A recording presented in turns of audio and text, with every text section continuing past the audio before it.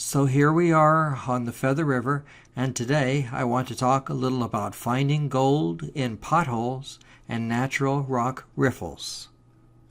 So let's begin with a video exploring a small gold-bearing area. When you see bedrock like this, all choppy with harsh, sharp angles, suspect this has been broken and searched.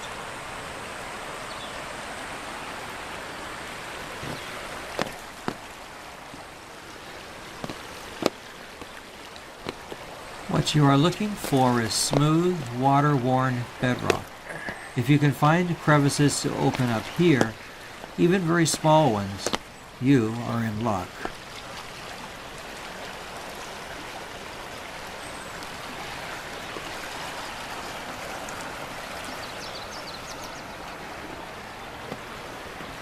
Here is a crevice that might be worth exploring. And, now here we have a really nice pothole, filled with river wash and not sand. Anything that is covered in sand, don't touch, it's been dug out before.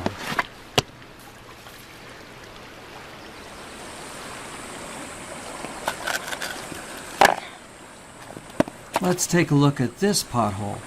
I like the consistency of the material. Coarse river sand, not fine sand, and worn river rocks. And now we add to that roots. That's even better. The roots demonstrate no one has touched this pothole in several years and give the gold an extra fine area to settle. Even better, this pothole is located just above the water line. So here are the findings from this pothole. Note that some of the gold takes on a silver color. That is a mixture of platinum.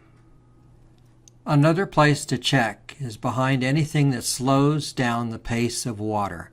Boulders and bedrock outcroppings that have seen river wash are great examples.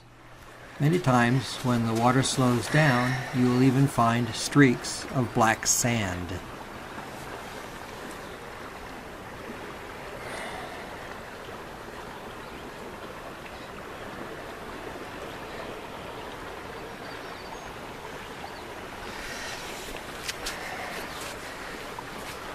You tend to also find piles of stacked rocks.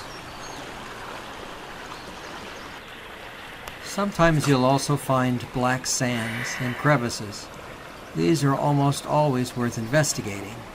Here the water slowed and deposited the sands following the heavier rocks that were trapped in this crevice. Once this gets your attention, if the consistency of the deposit is small and sandy, take a sample. But if the consistency is heavier and includes larger sand particles and river rock, be more serious and then clean your crevice all the way to its floor. I hope this gives you some ideas on how to find gold when it is relatively obvious that someone else has already creviced through your area. Good luck!